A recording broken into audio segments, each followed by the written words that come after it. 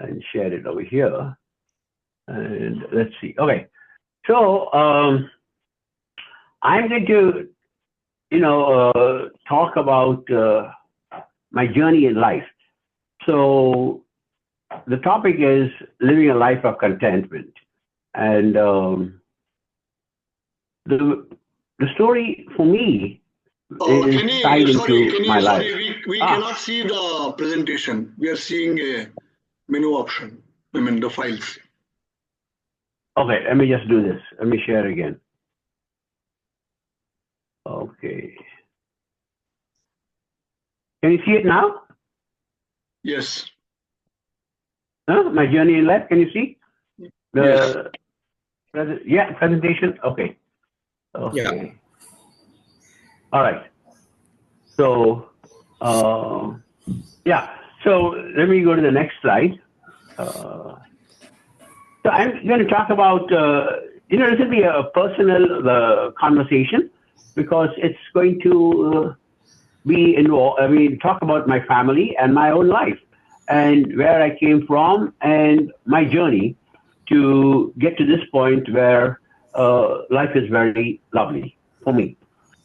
So these are various stages in my life: childhood with the family, life at IIT Madras, learning about life at work, discovering the joy of being content, improving myself in different ways.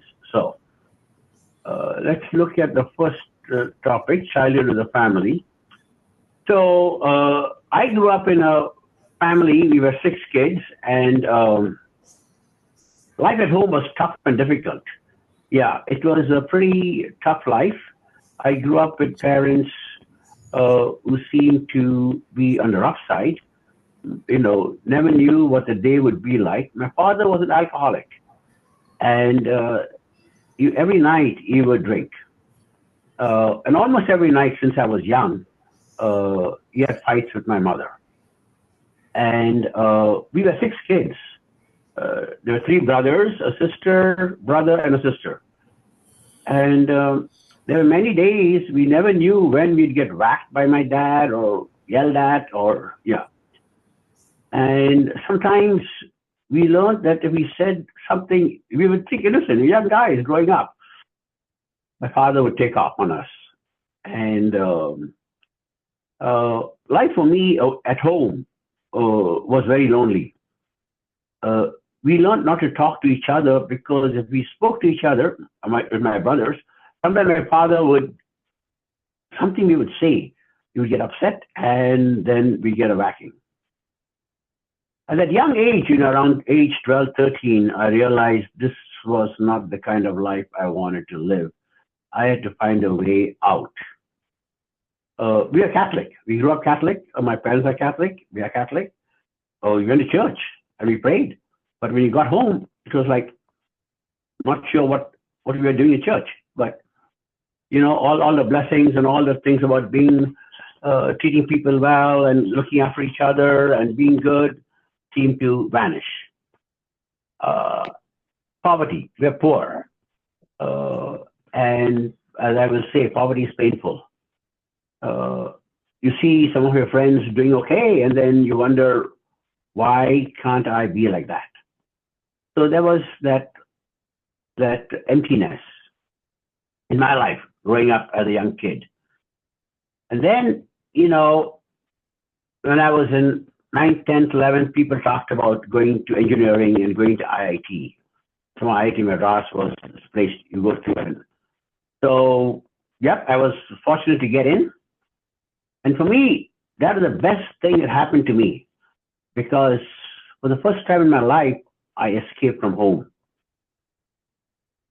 That freed me. But the first thing I learned, actually, the beautiful thing about IIT for me, I learned humility. You're not taught many of these things growing up. You discover something by accident. Humility was a virtue that being an IIT and seeing all of you and others around me, and I discovered, wow, these guys are great and they're super smart. Humility was one of the first virtues I learned. Being an IIT also freed me from the struggles at home. I didn't have to deal with the daily challenges of living in a home with strife and yelling and discomfort. And I discovered a whole new group of people. It helped me grow emotionally and mentally. Those 5 years, I tell people even today, those 5 years for me were the best 5 years of my life. Future years did many other things, but those 5 years really helped me in many ways, mentally, emotionally, physically, all kinds of things. And I built many friendships. Right from Alak, I was Alak first year and Godav second to final. And of course, I would go to other hostels and meet other guys, and that was many friendships. And you all may not know it, but there were many tough times that I had on campus, but the friendships took me through the difficult times. These days I mentor students. For the last 5 years, that YRF program that our batch created, I'm part of that. So every year I mentor, and I get about 2 students every year for the last 5 years. And I will just say this, all of those students have a lot of emotional issues. It is very fascinating to see what they are going through studying in IIT.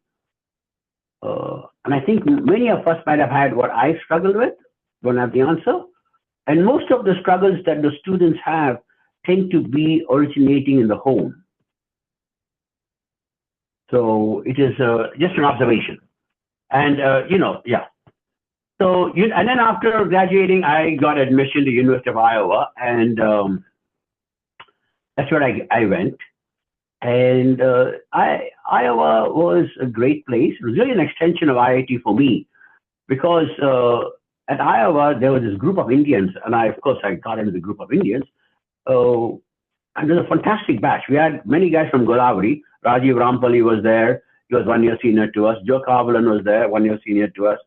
And we had a couple of guys that were 2 years senior. Oh, one other guy was there. Prakash Tasupami.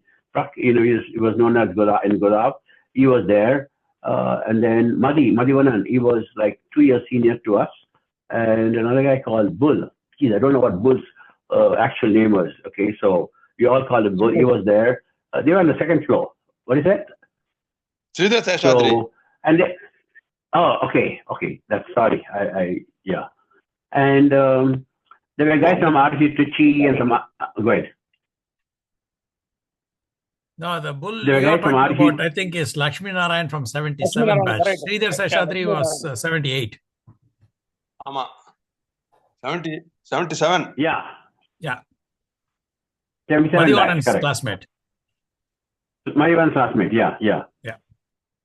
So, and then there's some 77. RC Trichy guys. Nagana.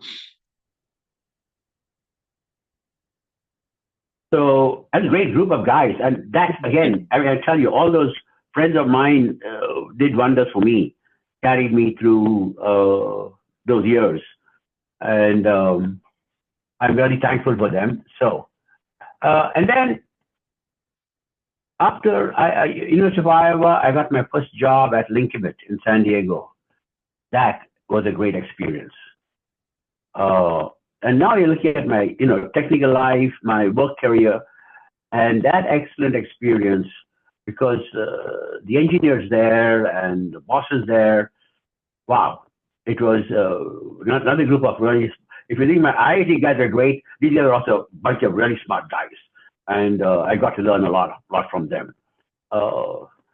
And there were only 3 Indians in that company. One of the guy called Ramji Balaraman, he was a 1 year senior to us, went to Guindy across the street. He was a rank student, I guess, at Guindy, and very nice guy. And another guy was a guy called David Francis. He came from Salem in Tamil Nadu. He's another, both are Tamilians, yeah. And I guess his family grew up in Salem. And that, then in San Diego, I got to make friends with people, other Indians. And the first thing I discovered was how to cheer when someone else does well in life. many people would do well, my colleagues and friends, and I learned not to be jealous or envious of that. I discovered it was so much more joy when I could cheer someone does well. It feeds you, and you can, Audio is not good, Kenny. hug. What is that? My audio is not good. Okay, let me raise the volume. Okay, one second. Let me raise the volume. Is it better? Positioning. I'll keep it down here. Okay, Yeah. positioning. Now it's good. Okay. Okay. So, like I said, I lost the envy emotion. And now, here are some of my own struggles that I have with myself that I learned on my road in life. Okay. First one, this is I for about 2 years, I got good reviews at the company. And then by the time I got to my 4th year, I got this review from my boss. And he said, you're a good worker, but you're stubborn. No, till then, nobody had ever told me that I have something bad, I have some bad quality. It was the first time somebody actually told me I was stubborn. And then, on listening to my manager during the review, he said, when other engineers want to express their opinion or try to, you come across wanting to say that your solution or your answer is the right one or the best one or whatever. So anyway, that really startled me to know that I was stubborn. And I began to see how I could change myself so that I was not stubborn going forward. And that took me some time, and I will get to it down later. I did go home and get married, and my wife joined me a year later. But all this time, what is happening when I left home and now that I'm working, the challenges that I had at home with my parents and the way they brought us up, I struggled with my anger towards them and the emptiness in my own self. There was this feeling that I didn't really have a buddy. I didn't really have close parents. My brothers and sisters we were not close because we struggled surviving at home. And that was in the back of my mind many times in life. My wife, Miriam, was just a wonderful lady. And I discovered certain things living a third that I didn't know before. I thought most families in the world, well, I was like my family. I'll just give you one example, okay? Most people who went to IIT, either they got scholarships from somewhere or their parents paid for their way through or somehow. My parents basically told me they don't have money to pay for my college education at IIT. So I took a loan from Canara Bank to go to IIT Madras. On my 5 years, I used to go to Canara Bank every month and get some money to pay my mess bill and whatever other expenses I had. So, yeah. So there was, but for my brothers and sisters, they had money to pay. And there was this resentment that somehow I was not as good as my brothers and sisters. So that resentment, and there was no explanation. They just said they have no money to pay for my education. So, but Miriam was very understanding and helped me deal with that. She also helped me discover that, her family is a wonderful family and helped me discover that there are other people in the world who are very nice. And my own attitude, before that, I used to look at people sometimes with fear, not knowing if they will behave like my parents or someone else. And with Miriam, I began to change how I looked at people. I began to see that people are, in general, most of the time, very nice. Yeah. Okay, and then after Linkabit, I messed around a couple of companies, and I joined a company called Scientific Atlanta. And next to Linkabit, Scientific Atlanta was probably one of my best companies. It really transformed me from an engineer into a leader, and I really was. It was a great experience. And around age 35, I discovered peace and joy in my life. You know, my two daughters had come along, Malavika and Kavita, and we'll talk a little bit more about what they taught me. And really, when I talk about being content, for the first time, I suddenly looked at my life and I said, this is what life's about. You know, I had a lovely wife. My job, I mean, I was doing well at work. They treated me well. They liked what I did. My kids were two lovely daughters, and they really were charming, and they taught me lots of things. And my finances, you know, before that I was broke. All that I was poor. I was broke. I had no money. I was struggling. You know, so now finally I had a job that paid me nicely. I had some savings, and for the first time, I was financially felt safe. Life was now enjoyable. I mean, that didn't mean I didn't continue to work hard. I did continue to work hard. I didn't crave or want things. I was very content. And when I say this, you know, I want to make a difference between happiness and content. Okay. Happiness is, you know, when something great happens, you get a promotion, you win a race, you do something fantastic, people congratulate you, you're happy, you accomplish something. Contentment is when your mind is at ease. You are peaceful and relaxed and enjoy what you have. You're not craving for something crazy or anything else or what somebody else has. That doesn't mean you don't work hard at the job you have or you don't do other things to do better in life or grow up. That you can do that also. But you're very content. Now, again, I'm going to talk about some of my own weaknesses as I go along. But these are things I discovered about myself. And one of the things I discovered was I was a control freak. So in engineering, I had reached the point where I should run projects at Scientific Atlanta.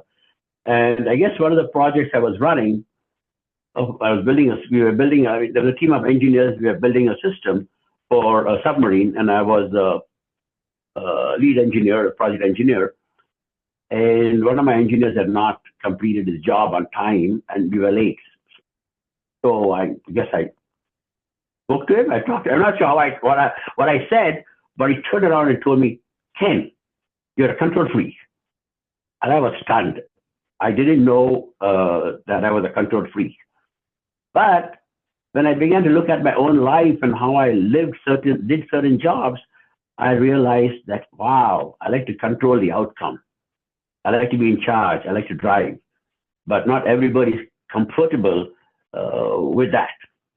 Not everybody's comfortable with that. Okay, so now I want to talk a little bit. So these are things that I had my own weaknesses. So I had a journey from, you know, now that I was content, I was looking at how do I improve myself.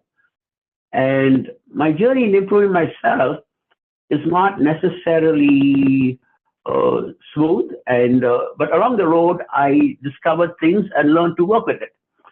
So the first thing I learned to do was I had to release myself from the grudges I had against my parents. You know, those grudges seemed to come up in my mind and influence some of my decisions and the way I looked at things and the way I had to let that go for me to be free, mentally, emotionally, to be free. And I recognized that the only way I could do this was to forgive them and let the anger go. So when I discovered that letting go of anger and grudges frees me emotionally and mentally, it cleared my mind and no longer colored any of my interactions with others. But that is it's a non-trivial process to go through. But when you can convince yourself that by carrying it, you're not getting anything, it's hindering you, and you can let it go and realize whatever happened, happened. You can't go back and rewrite the book. You can't go back and change them. You can't go back and change anything that happened to you. All you can do is look forward. Okay, just look forward and continue your life. Let the past be the past. Learn to let go. And that has been probably the best thing I learned in life, was learning to let go. So I carry nothing against anybody, I just let go. The next thing I learned was from my daughter, Malavika. we all grew up in a country, and I'm saying maybe it's all over the world, but I'm saying I grew up in India, and many of the things I learned was what we learned growing up in India. And sometimes when things go bad in India, people get upset and they yell and they scream. And I don't think I was any different because that's where I grew up. And then one day my daughter, Malavika, messed up and got upset. And she looked at me like, what are you getting upset for? It's already damaged. Let's fix it. And I tell you, that look and that view, I said, wow, she is so correct. I mean, if damage is done, yelling doesn't fix it. Just let it go, accept the damage, and just move on. So, this ability to let go and don't get upset has helped me in so many situations because people do crazy things, people do terrible things, and I just look at it and say, okay, it's done. Let's fix it and move on. So one example I tell you is my wife coming home from school, from work, when she was probably 6 houses away or 7 houses away, her car hit a parked car, and a car rolled up in the air and came down on the side.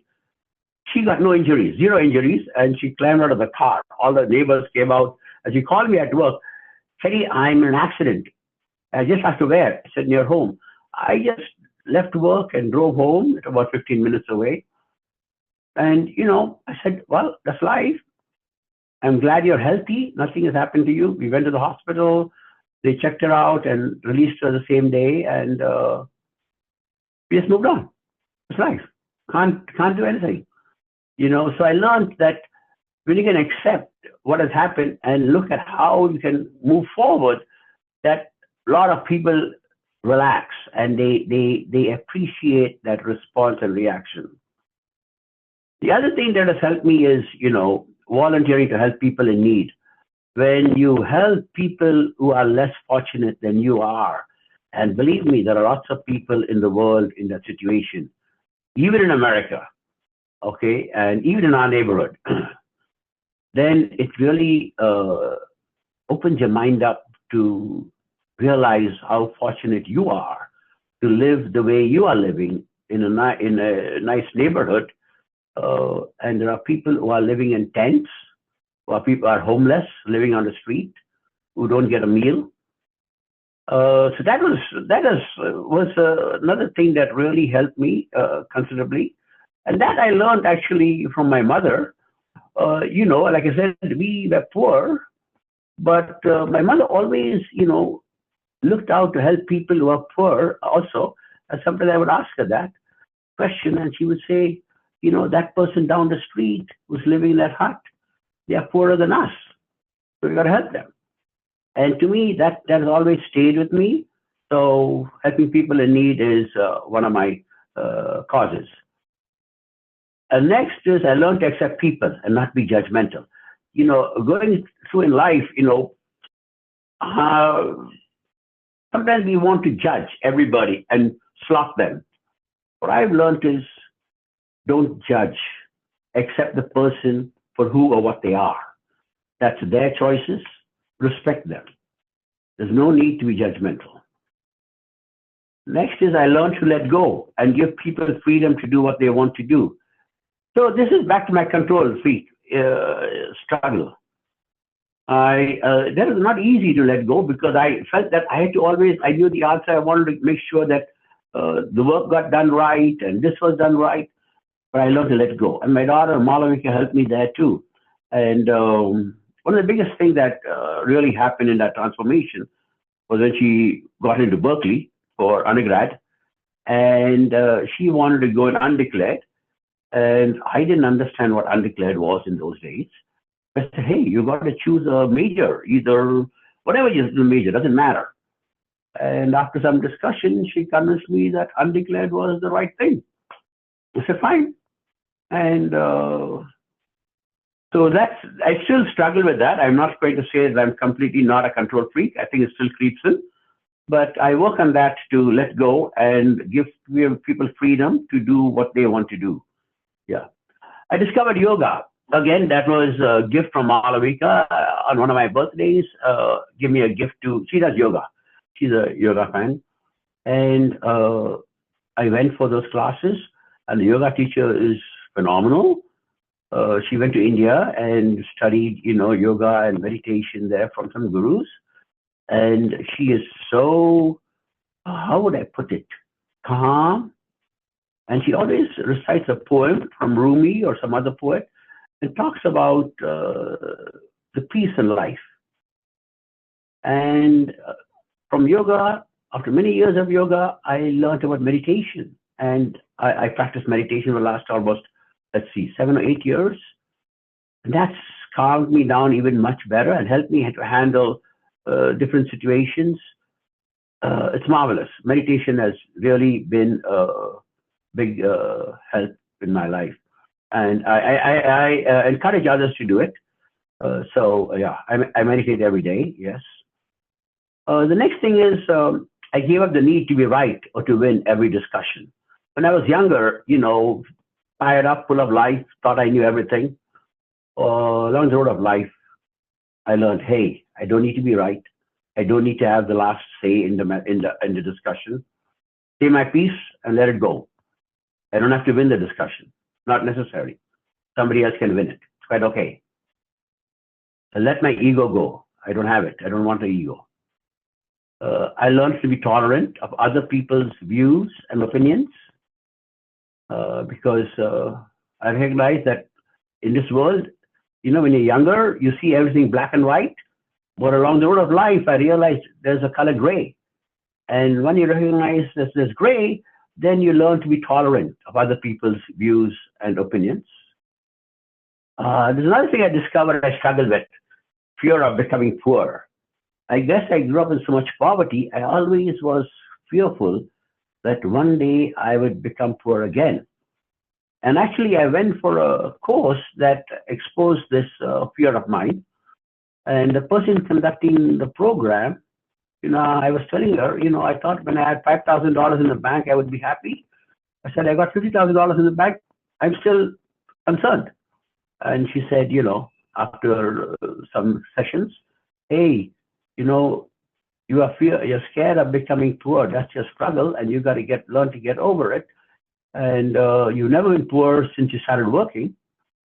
And so that I worked on. I worked on, and now I'm over that struggle. But these are some of my own challenges. What I practice to live a life of content is what I practice. When I meet an individual. Oh, sorry. Okay, I'm going soft. Am I? Okay. What I practice are you okay? Okay. What I practice to live a life of content.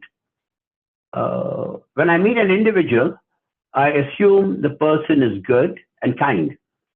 I take everybody as a good person. I accept people without any judgment. I never talk bad about anybody, nobody. I look for opportunities to help people in need. I take care of my mind and my body and my soul daily. Yeah, I do meditation, I do yoga, I do other things, I eat healthy, and I pray to the Lords and the gods. I live that life. I'm content with what I have. God has blessed me, so content.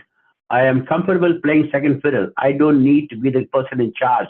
I don't want to be the control freak that I had or was, or maybe still am in some ways. I spend time in nature. That has been another discovery of mine. Spending time in nature is very, very refreshing, very calming, and very relaxing. I love life and enjoy living.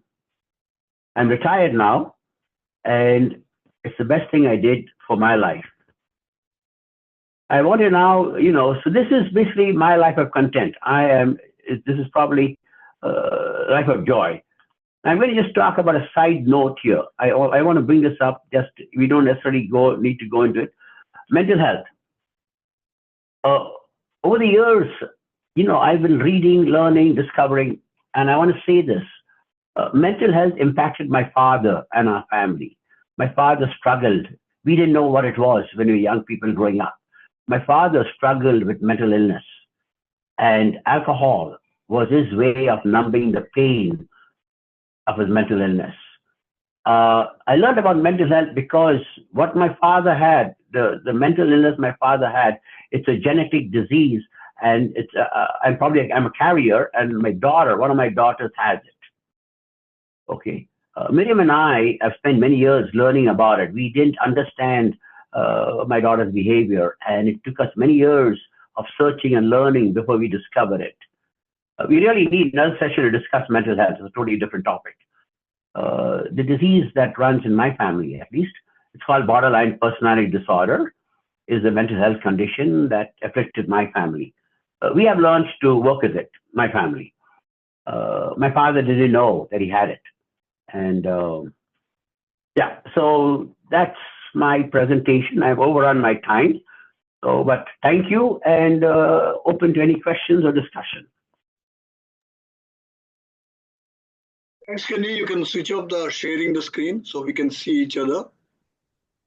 Okay, let me do that. 1 second. Stop share. Okay, I'm back.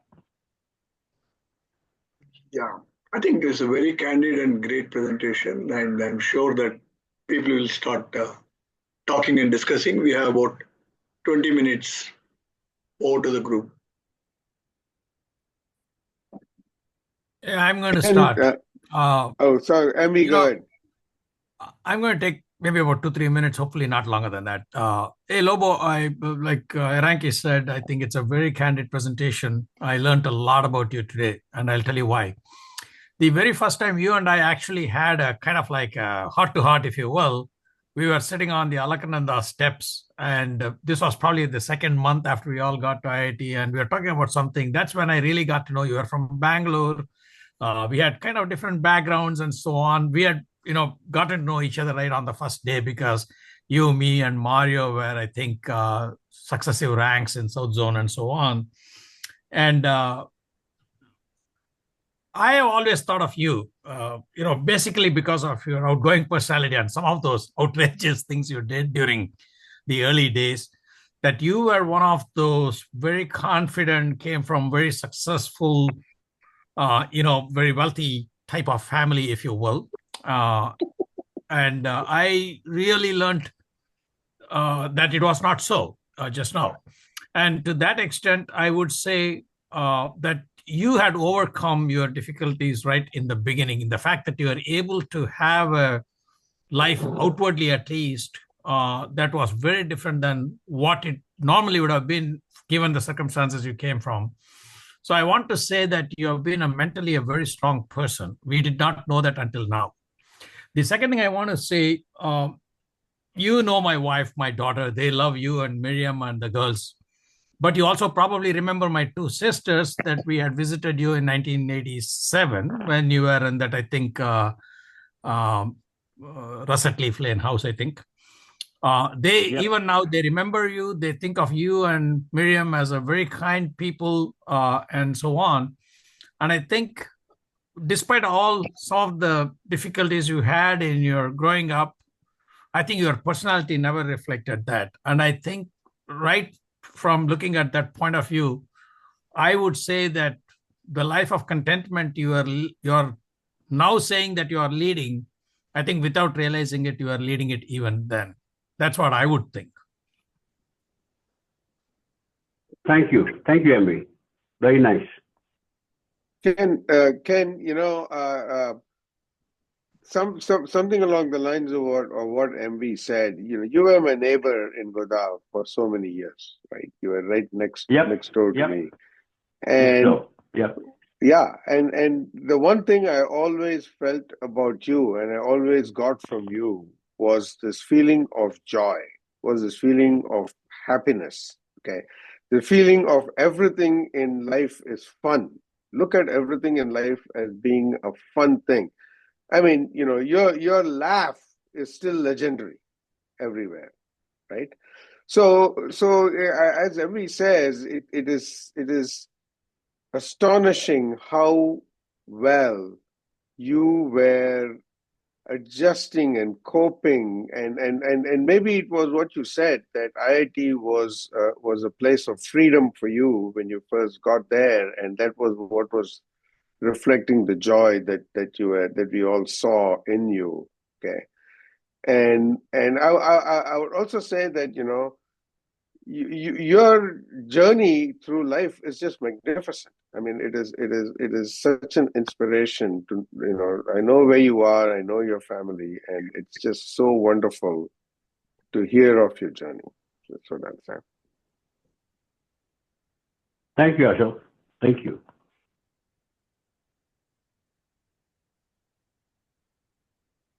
Yeah. Anyone else want to talk?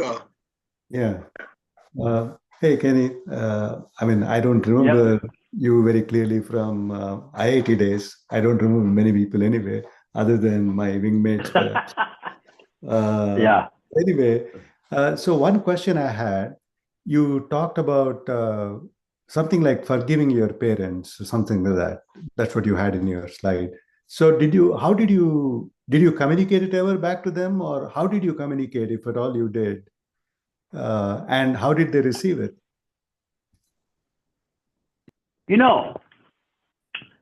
With my parents, it was very difficult to communicate with them because they would not entertain any conversation with me. Okay. It is very hard when you grow up in India I actually tried to bring up some of the issues of my childhood with them on one of my trips home to India. And they got upset and they blew a tantrum. And I realized this isn't going anywhere. So I couldn't broach the topic, because they didn't think they did anything wrong. They felt that what they did was the best, was the correct thing. My father, he couldn't see that every day he would be drinking and abusive to my mother and the kids. He didn't see anything wrong in that behavior. And the India we grew up in, I'm sure we all the same India. The kids can't talk back to the parents. You can't tell your parents they're wrong. It's very hard, and they are not ready to listen to that. So for me, the catharsis was really a mental state of mind where I could let go and just release myself and say, okay, no more. Actually, I wrote a letter to my parents saying, I'm forgiving you. This is what happened, and I'm moving on. I learned that technique from somewhere. So I was reading a book about how to let go, and I did that. And so I let go. And that actually taught me one of the most beautiful things about life is, in life, people will hurt you in different ways. You get some things that happen here and there. It's not carrying that baggage. It's saying, let it go. It's okay. What has happened, let it go and move on. And when you can do that, there's a certain peace and calm and relief that comes in. And you're okay. Just Kenny, taking from what Bhaskar has asked you, there are two parts. I think if I got his question right. One is that how you handled it and how you accepted it, that you answered it. That is from your side, that let go. And then the second part is how do you fix it? Were you able to do that given that your parents are what they are and you understood, and then, or is it that just let go alone and then what happened? Yeah, so the issue becomes, I can't change my parents or have them see that what they did many years ago was not correct. But what you can do, and this is what I have done in my life, is make sure you don't repeat it. So I have worked very diligently to make sure that my relationship, I don't drink every day. I have a good relationship with my wife and kids. My kids will tell you that dad has never beaten them or, yelled at them maybe once or twice, but no, we are good friends. And so with my wife, the same thing. So it's make sure you didn't bring the baggage with you. And that's not easy because many kids will do what happened in their household. It's to let go of that and break the past so that you don't repeat the cycle. But that you have to be conscious. So one of the things is I don't drink every day. I don't.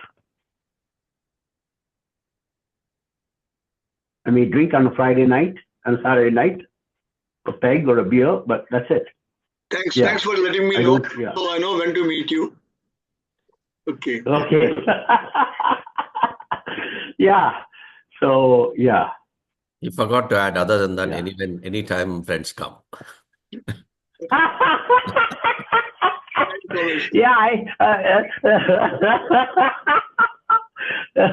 Yeah, social drinking, yeah.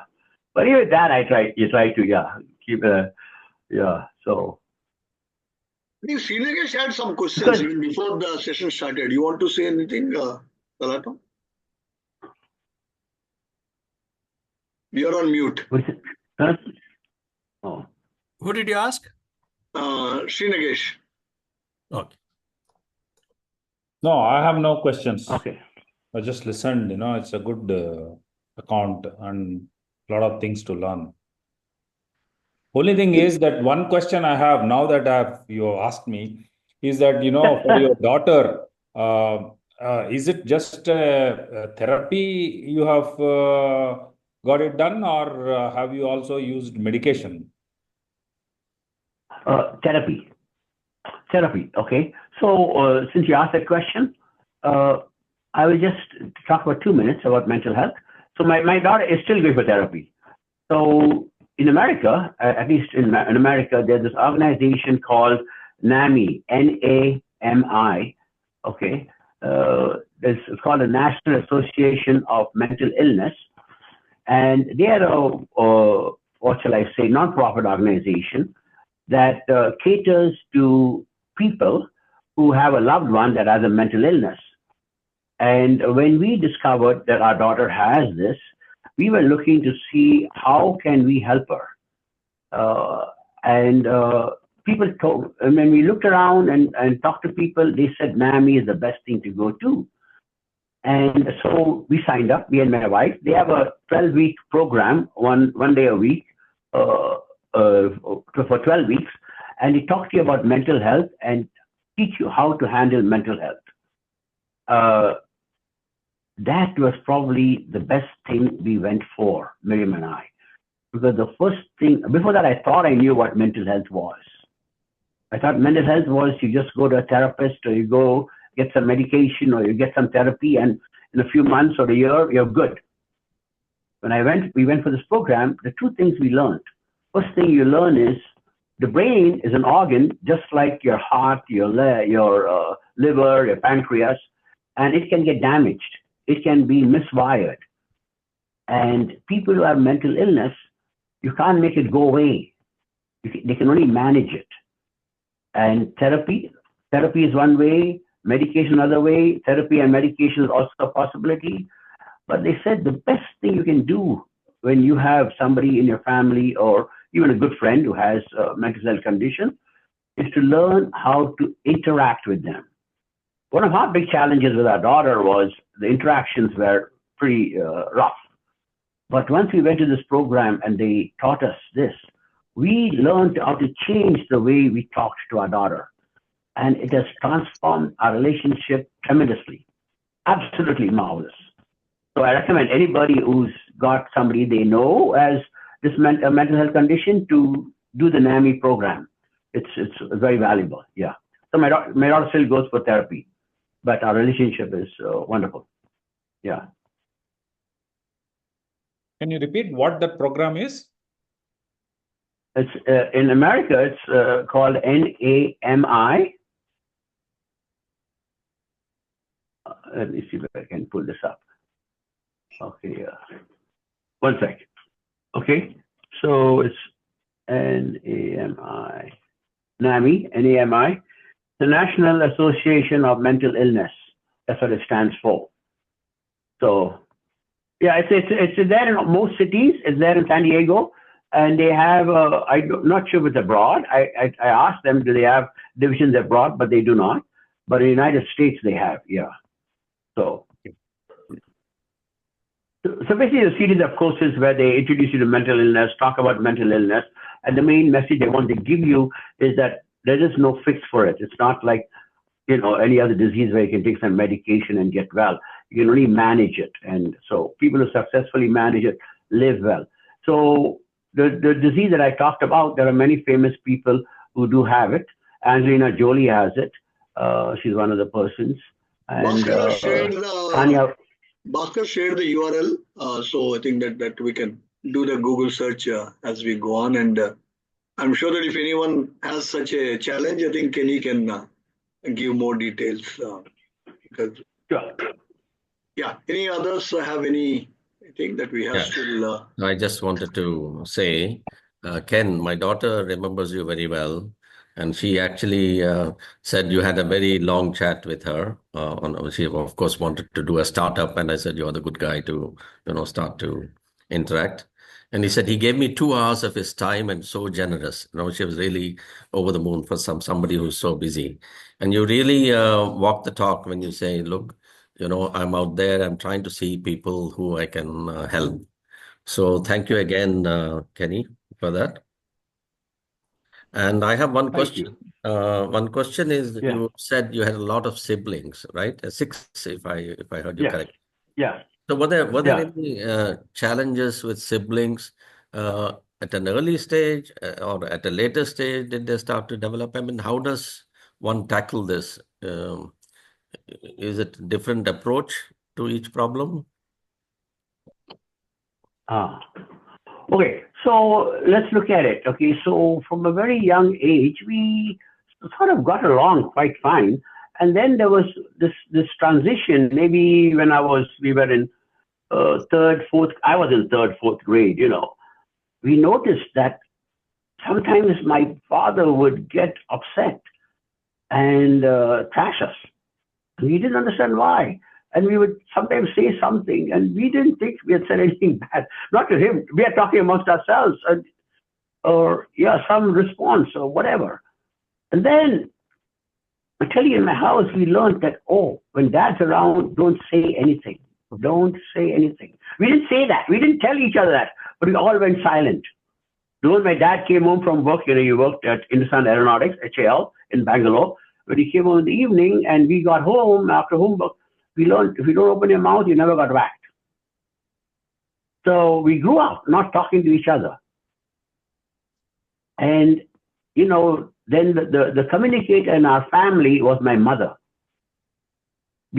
Our mother, if one of my brothers wanted to tell me something, he'd tell my mother, can you go tell Kenny this? Then I'll tell my mother, okay, tell Francis that. My eldest brother's name is Francis. My second brother's Alu, that's his name, and I'm Kenny. So then they'll pass the message. My mother will quietly come to me and tell me. I'll respond, and my mother quietly go to the other one. My father wouldn't listen to that one-on-one conversation, so she was like our messenger. And then we grew up, and then my elder brother went to Surat Engineering College.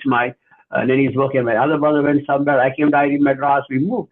And now we're all connecting, but the first few times we connected back after we grew up, the conversation was tough and difficult because we didn't know how to, we had not spoken. Other than that's yes, but no conversation.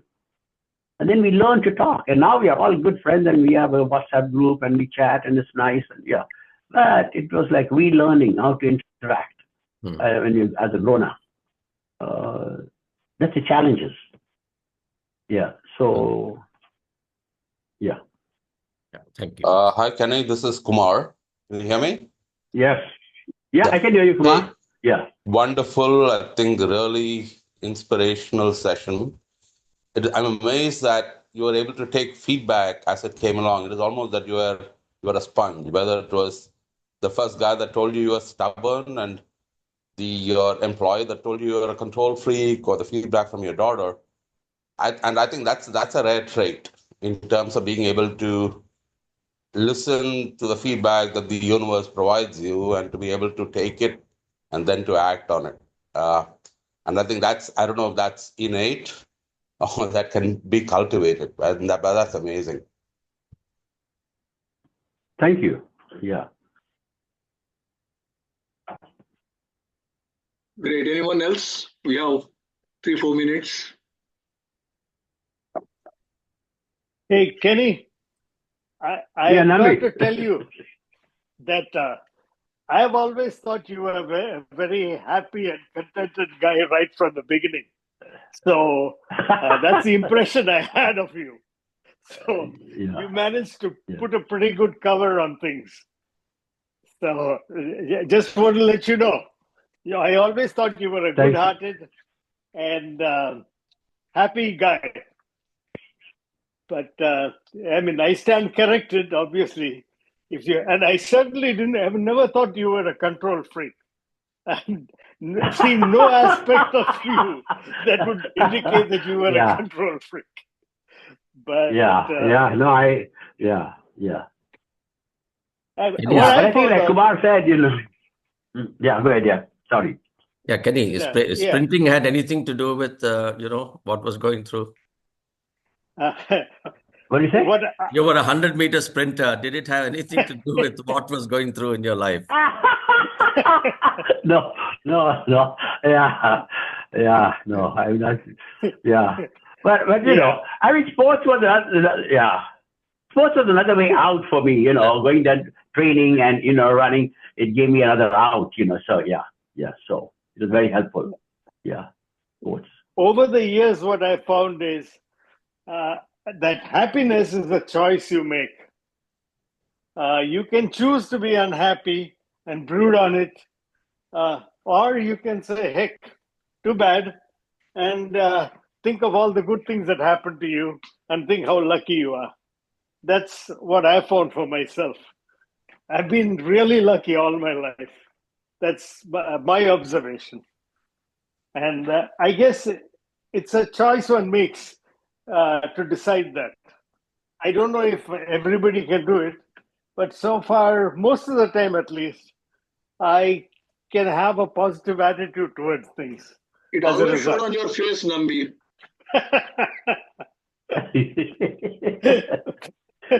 And by the way, there's one thing I do differently from Kenny. I have a drink every day, maybe two. It's a JD effect.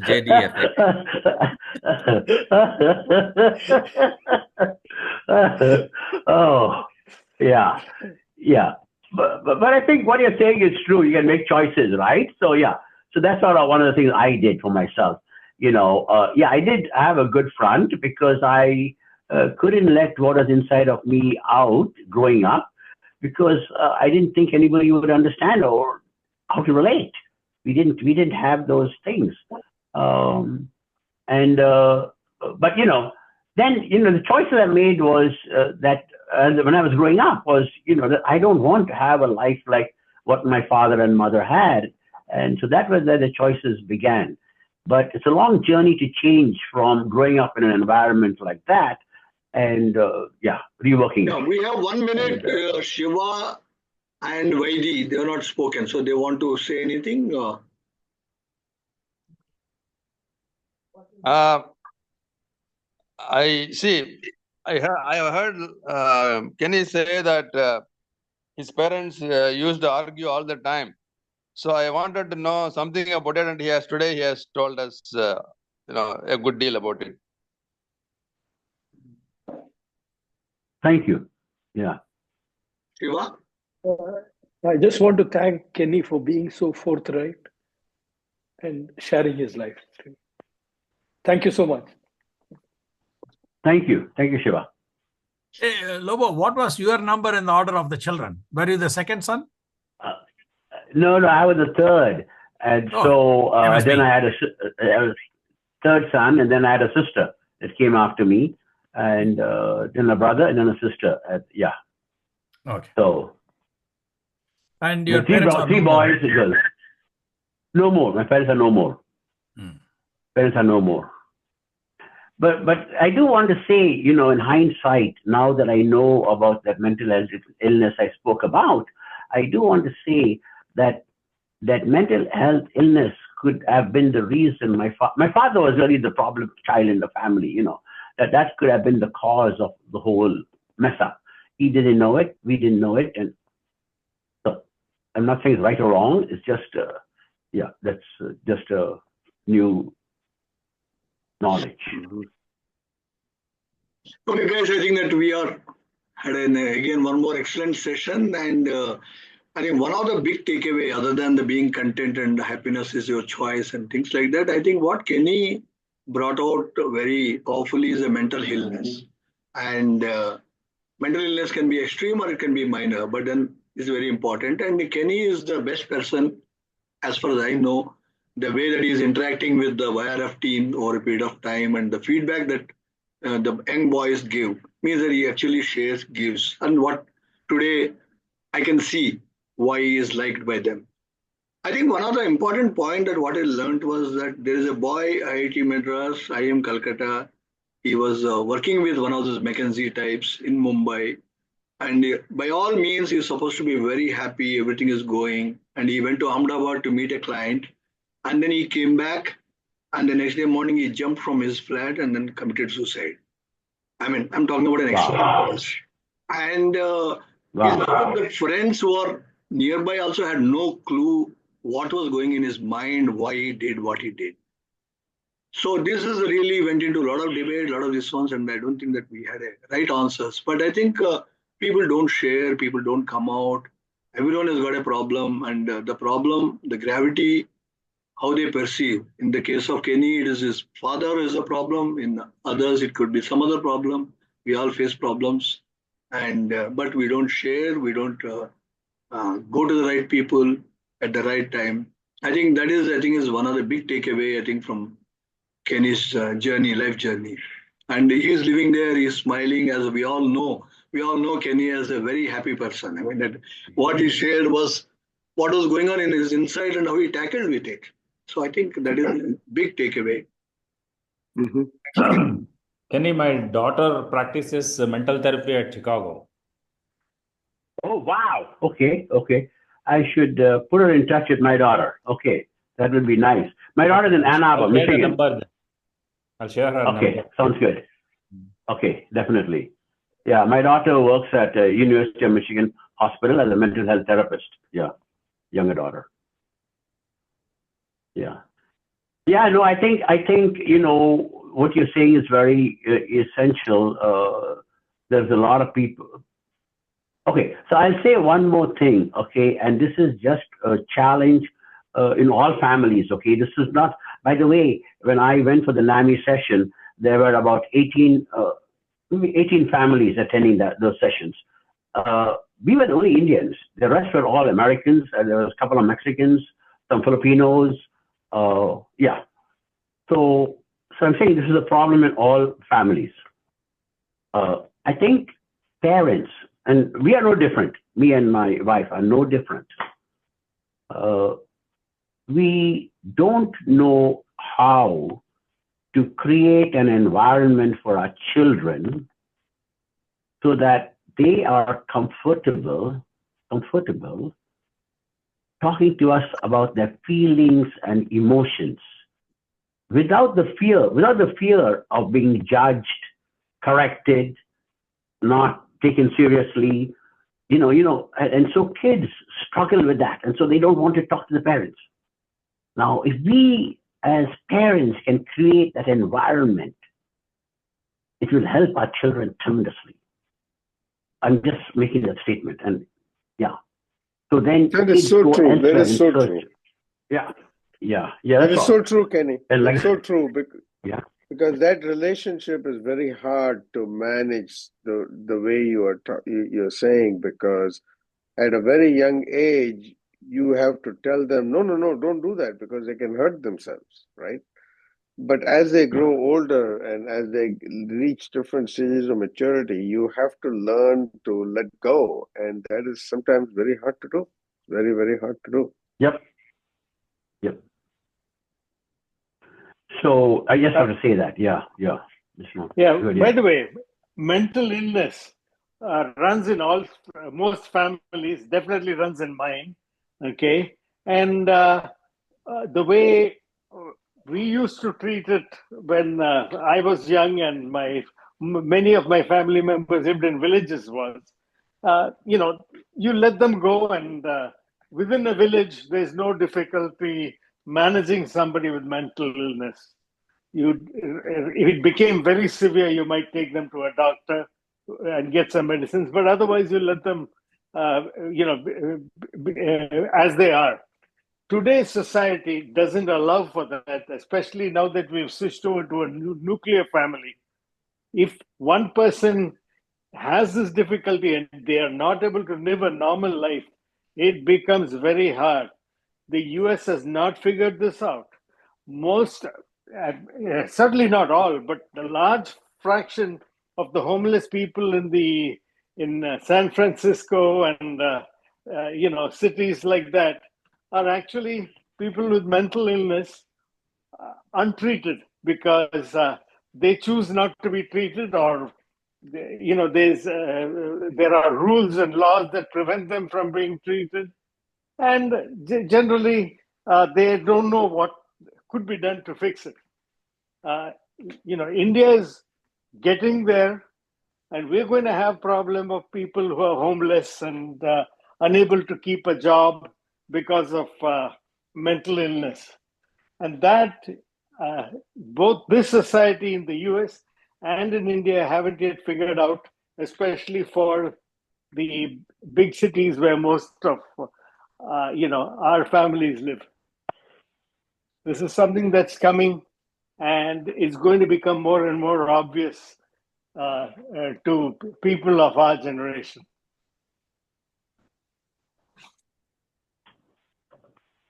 Our societies haven't yet figured out how to deal with mental illness. Thanks all. I think now we have to let the go of the people also. And great session. Thanks, Kenny. And we'll continue this discussion of being happy. With or without a drink. Thank you, guys.